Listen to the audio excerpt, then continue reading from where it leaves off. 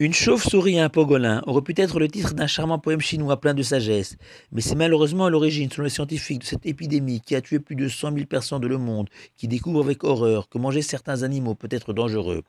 Notre paracha de Shemini va plus loin et nous révèle il y a plus de 3000 ans que même la consommation d'animaux considérés comme sains pour l'être humain peut être nocive pour notre spiritualité, notre âme. Ce que confirme la Torah dans la paracha des Kedoshim, ne souillez pas vos âmes avec certains animaux. Le respect de ces règles alimentaires appartient donc aux Chukim selon le Talmud, ces lois irrationnelles fondées sur notre foi profonde dans notre Créateur et sa connaissance intime des propriétés de ces créatures, au point que le Midrash rapporte cette recommandation. Un homme ne dira pas « Je ne mange pas de cochon car le porc est répugnant », mais il dira « J'aurais bien aimé en manger si ce n'était que mon Père qui est aux cieux l'a interdit ». Cependant, ces mêmes lois répétées dans la paracha de Ré, lues en été, débutent par les paroles suivantes. Car tu es un peuple saint, et c'est toi que Dieu a choisi pour être pour lui un peuple précieux, laissant entendre clairement que ces lois alimentaires ne sont pas des lois irrationnelles comme les autres, mais constituent un élément essentiel de notre identité en tant que peuple juif. Ainsi, les animaux permis, aux sabots fendus et ruminants, tels le mouton et le bœuf, sont herbivores et de nature paisible, fait remarquer Abravanel, contrairement à ceux interdits, souvent omnivores et belliqueux, comme une expression de notre volonté de s'imprégner, même en mangeant, de leur délicatesse et de leur douceur, qualité essentielle. Encore plus frappant, la Torah interdit la consommation des oiseaux qui déchirent leur proie avec leurs griffes, ou celle des grands prédateurs, tels l'aigle et l'épervier, ces oiseaux catalogués comme cruels, aux antipodes de la bonté et de la miséricorde, piliers du peuple juif.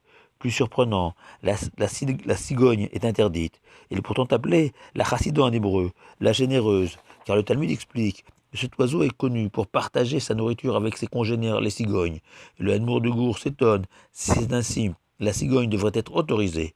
Le rabbi de Gour répond donner c'est très bien, mais ne donner qu'aux siens, c'est contraire à l'esprit du judaïsme, comme nous le disons 3 fois par jour. Verachama v'kol ma'asav, la miséricorde divine s'étend sur toutes les créatures. Même si ce sont des raisons sanitaires qui justifient les écailles et les nageoires nécessaires pour la cache-route des poissons et des fruits de mer, selon Nachmanide. Cependant, de manière imagée, les sages voient dans les écailles protectrices le symbole de la confiance qui doit animer un juif en toutes circonstances, et dans les nageoires, la capacité d'un juif à rester libre de ses choix et de ses mouvements, indépendamment du mode de pensée de son environnement. Le Midrash raconte que Moshe a présenté aux enfants d'Israël chacun des animaux cachers en les désignant Zot Achaya, ceci est l'animal, qui peut aussi se comprendre, ceci est une manière de choisir la vie dans ce monde d'un homme qui a décidé de sanctifier l'instinct le plus primaire chez l'être humain, celui de manger, et préserver ses canaux spirituels, naturels, selon Rabbi Ishmael dans le Talmud, affirmant que la consommation de mets interdits rend l'homme moins sensible, voire hermétique, aux idéaux de la Torah. Mais manger cachère, c'est aussi à chaque repas choisir la vie éternelle, contrairement à Adam et Ève, dont la seule et unique épreuve était un fruit défendu. Réparer leurs fautes en privilégiant un bonheur éternel plutôt que le plaisir d'un instant. Un certain Rabbi Eliaou Bourguine, au XIXe siècle, à 12 ans, fut enrôlé de force dans l'armée russe, contraint de vivre entièrement comme un non-juif pendant 25 ans, comme tant d'enfants juifs à l'époque, les fameux cantonistes. Ce rabbi Eliaou Bourguine avait trouvé l'énergie, à l'issue de ce service militaire, non seulement de rester juif, mais aussi de devenir un sage.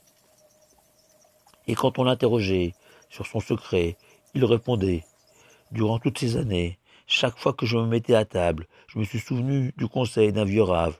Mon enfant, même quand tu seras amené à manger non cachère, jette au moins les 3 premières cuillerées discrètement pour montrer ton dégoût. Ce rave, Eliaou Bourguine, méritera lui, comme tous les justes de sa tablée, à la grande table messianique où sera servi le fameux Léviathan, ce grand poisson mythique, conformément à la promesse de Rabbi Yitzhak dans le Midrash, que tout celui qui n'a pas mangé de mets interdits participera à ce grand repas dans les temps futurs, dans un monde débarrassé de toutes les épidémies et de toutes les maladies. Shabbat Shalom et une bonne santé pour tous les malades.